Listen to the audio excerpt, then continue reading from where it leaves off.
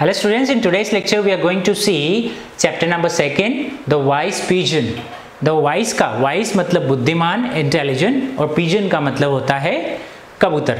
ठीक है? Where does a pigeon live?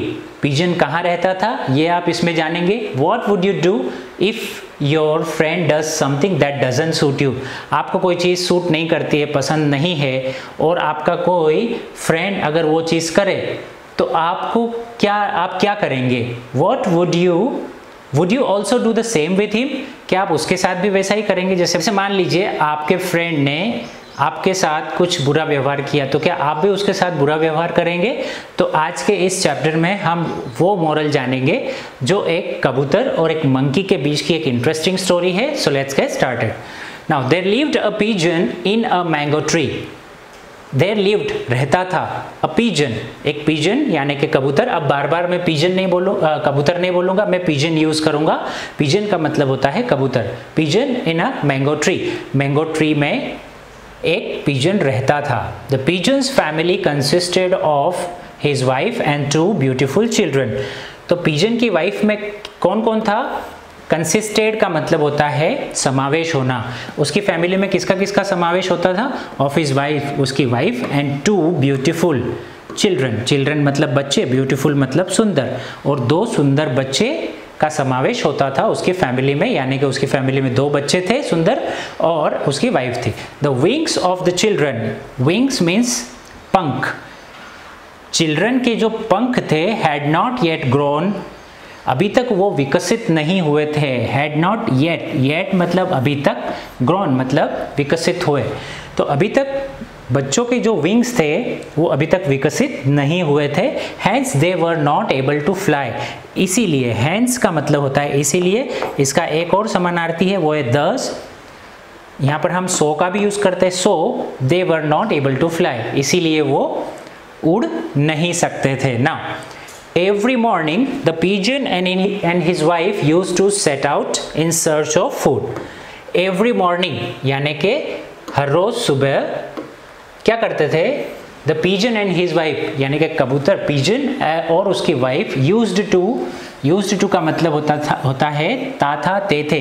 ये एक मॉडल ऑक्सिलरी है, ये हम स्कूल में पढ़ चुके हैं. used to हम कहाँ यूज करते हैं? Past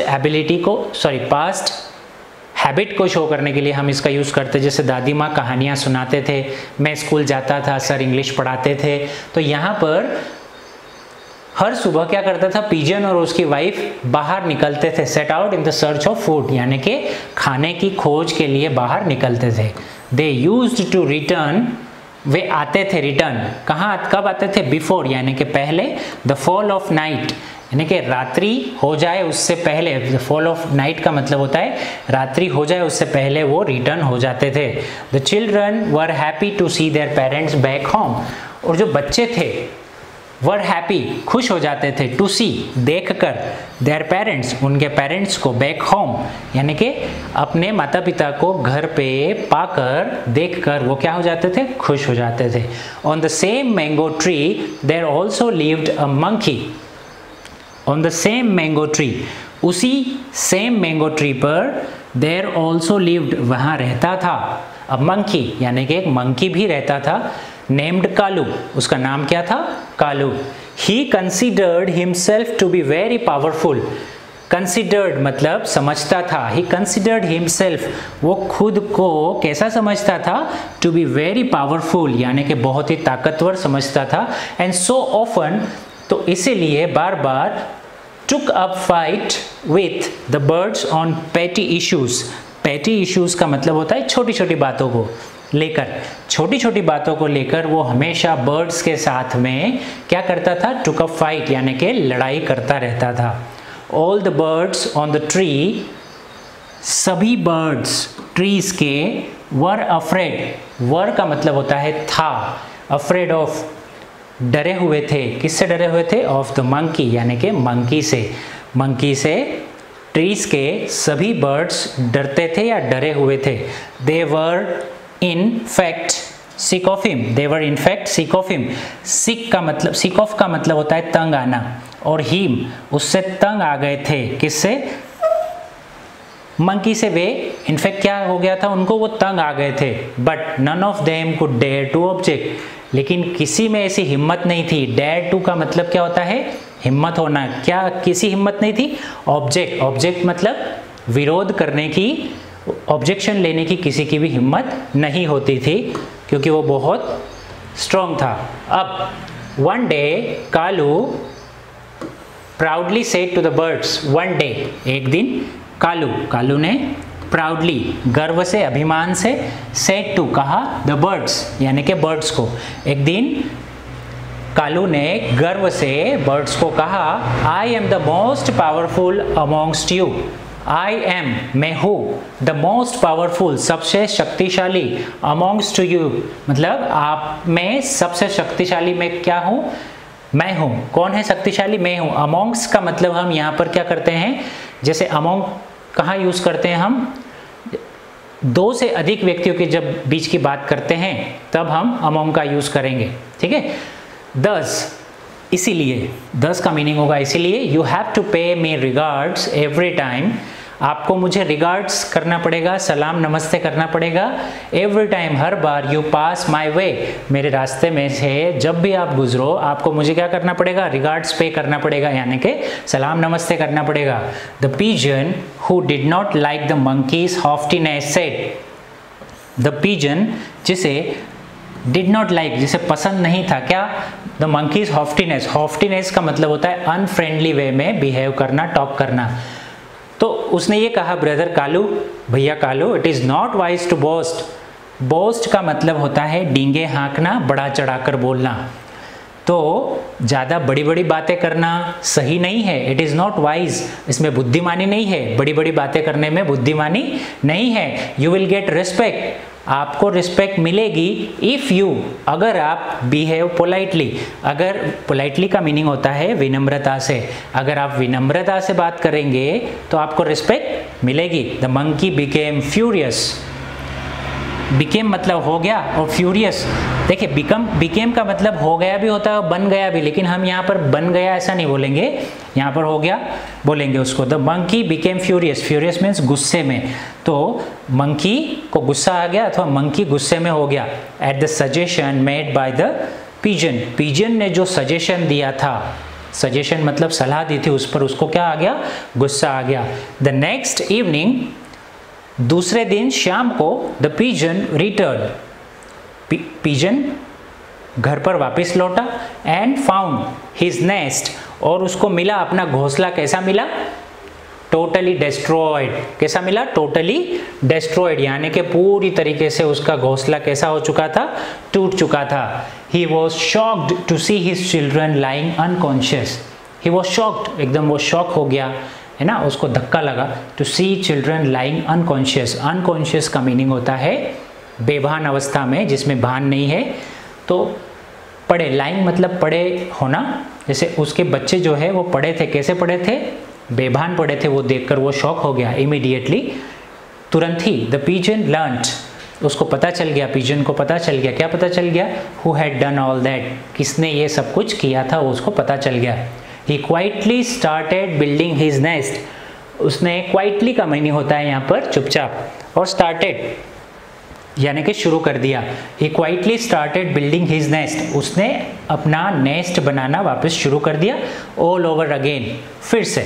By dawn the pigeon, dawn किसे कहते हैं, dawn वो होता है सूरज जब सुबह सुबह निकलते हैं, और जो ब्यूटीफुल सा आप एटमॉस्फेयर आप देखते हैं आसपास में, जिसमें ज़्यादा तेज़ धूप नहीं होती है, उसको बोलते हैं डॉन। तो बाय डॉन द पिजन, यानी कि सुबह में पिजन, लिविंग हिज चिल्ड्रन, बच्चों को छोड़ता है, under the care of his wife, उसकी वाइफ की केयर में छोड़ता है, left home for food, food की तलाश में वो बच्चों को अपनी वाइफ के पास में छोड़कर जाता है। By the evening the pigeon return home, by the evening यानी कि शाम तक, the pigeon return home, pigeon घर तक आता है। He came to know that the monkey had been lying on the branch of the mango tree, उसे पता चलता है, ही केम टू नो का मतलब उसे पता चलता है, the monkey had been lying, monkey पड़ा होता है, कहाँ पड़ा होता है, on the branch of the mango tree, यानी कि ब्रांच मीन्स डाली पर, किसकी डाली पर? मैंगो की डाली पर वो पड़ा होता है। And was morning in pen, और वो मॉर्निंग का मतलब होता है कराहना, और इन पेन का मतलब दर्द से, वो दर्द से कराह रहा होता है, उसे दर्द हो रहा होता है। द होल डे, पूरे दिन से, होल डे का मीनिंग होता है दिन भर से। Now none of the birds from the mango tree, यहाँ पे मैंगी नहीं है, ये मैंगो है, आप इसको करेक्ट कर लें।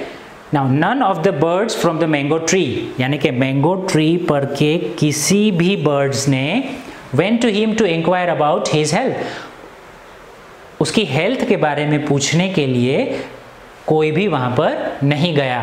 ठीक है, तो देखते हैं आगे क्या होता है। द पिजन्स वाइफ, जो पिजन की वाइफ होती है, सेड, उसने कहा, क्या कहा? Pigeon's wife said it is really good, है ना, बहुत अच्छा हुआ।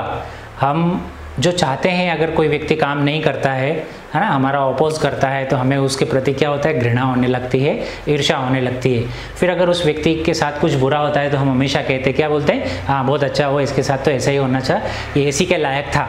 तो यहाँ पर उसकी वाइफ भी बोल रही इट इज़ रियली गुड, ये बहुत अच्छा हुआ। This wicked monkey deserve such a punishment, ये विक्ड मंकी जो है डिजर्व करता है।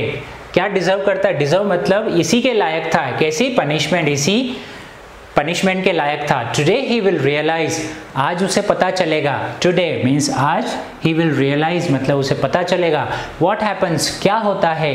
इफ़ वी ट्रबल अदर्स, जब हम दूसरों को ट्रबल करते हैं, परेशान करते हैं, तो क्या होता है? आज उसे पता चलेगा। द पिजन सेड, पिजन ने कहा, you should not talk like this, आपको ऐसा नहीं बोलना चाहिए।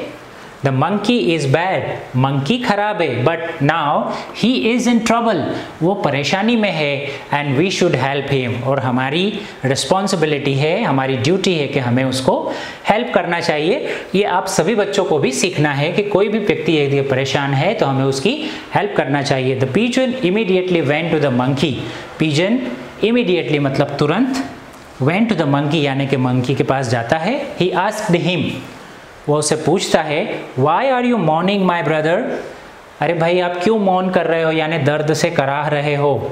The monkey was moved by the concern express by the pigeon, pigeon ने जो कंसर्न एक्सप्रेस किया है ना, जो उसके बारे में उसने पूछा कि आप क्यों ऐसा करा रहे हो, तो वो उससे मूव्ड आउट मीन्स उससे क्या हो गया? मूव्ड बाय हो गया, उससे मतलब इम्प्रेस हो गया। Now he felt ashamed of his behaviour, और फेल्ट अशेम्ड का मतलब होता है वो शर्मिंदा हो गया, ऑफ हिज बिहेवियर, उसकी बिहेवियर से वो क्या हो गया? शर्मिंदा हो गया। द मंकी रिप्लाइड, मंकी ने रिप्लाई किया, I have thorn in my leg, thorn का मतलब होता है कांटा, इन माई लेग मतलब मेरे पाँव में एक कांटा है। एंड इट पेन्स बैडली, और वो बहुत चुभ रहा है, मुझे दर्द कर रहा है। पेन मतलब दर्द कर रहा है। यहाँ पे एक एक्स्ट्रा ई आ गया है, ये द है, दी नहीं है। The pigeon pulled out the thorn from his leg, pigeon ने उसके पैर में से पुल्ड आउट मतलब निकाल दिया। क्या निकाल दिया? थॉर्न, थॉर्न मीन्स कांटा, कांटा निकाल दिया। The monkey felt instant relief once the thorn was remove, monkey को इंस्टेंट रिलीफ हुआ। ठीक है, मंकी को क्या हुआ? इंस्टेंट रिलीफ, इंस्टेंट मतलब तुरंत, और रिलीफ मतलब रिलीफ हो गया, उसको शांति हो गई। Once the thorn was remove, जैसे ही वो कांटा हटा उसे शांति हो गई। Now he went off to sleep, और वो सो गया। द नेक्स्ट डे, दूसरे दिन, all the birds of the tree were pleasantly surprise, दूसरे दिन सभी बर्ड्स सरप्राइज्ड हो गए। कैसे सरप्राइज्ड हो गए? To see the sudden change, sudden change मतलब अचानक से आया हुआ चेंज देखकर, इन द मंकीज बिहेवियर यानी कि मंकी के बिहेवियर में अचानक से आए हुए चेंज को देखकर सभी पक्षी कैसे हो गए? सरप्राइज हो गए यानी कि आश्चर्यचकित हो गए। They saw the monkey meeting and chattering nicely with the birds, उन्होंने देखा कि मंकी क्या कर रहा था? मीटिंग यानी कि मिल रहा था, एंड चैटरिंग, चैटरिंग का मतलब होता है बातें करना, नाइसली अच्छे से बातें कर रहा था और मिल रहा था विद द बर्ड्स यानी कि बर्ड से। तो स्टूडेंट्स, इस लेक्चर्स है, इस पार्ट से हमें क्या शिक्षा मिलती है कि यदि कोई हमारा बुरा भी करे या फिर हमारे बारे में बुरा भी सोचे तो हमारा ये दायित्व बनता है, हमारी ये रिस्पॉन्सिबिलिटी बनती है कि हम उनके बारे में हमेशा अच्छा ही सोचें। ठीक है, हमें अच्छे कर्म करना है। अगर किसी व्यक्ति ने कोई बुरा काम किया है तो उसका कर्म बुरा है, उसका जो पनिशमेंट है वो भुगतेगा। तो स्टूडेंट्स, आज के इस पार्ट से हमें क्या मोरल मिलता है, क्या नैतिक शिक्षा मिलती है कि हमें हमारे जीवन में अगर कोई व्यक्ति हमारे साथ बुरा भी करता है तो हमें ये कोशिश करना चाहिए कि हम उसके साथ अच्छा करें। अगर किसी व्यक्ति ने बुरा काम किया है तो वो उसके कर्म है, ये समझकर हमें उसके कर्म को उसके साथ ही छोड़ देना चाहिए। ठीक है, उसके कर्म के अकॉर्डिंग हमें अपने आप को बदलने की आवश्यकता नहीं होती है। तो ये बहुत ही इंटरेस्टिंग और मॉरल सप्लाई करने वाली स्टोरी थी। तो आज के इस लेक्चर में बस इतना ही। इसकी एक्सरसाइज हम लोग आने वाले लेक्चर में करने वाले हैं। ठीक है, आपको क्या करना है, 1 या 2 बार ये लेसन को देखना है, आपकी बुक में से आपको इसको पढ़ना है। पढ़ने के बाद में जहाँ जहाँ हमने जो मीनिंग बताए हैं आप वो मीनिंग को भी याद करते रहें, ताकि आने वाले समय में जब हम एक्सरसाइज करें तो हमें कोई प्रॉब्लम ना आए। तो आज के इस वीडियो में बस इतना ही। Thank you and good bye.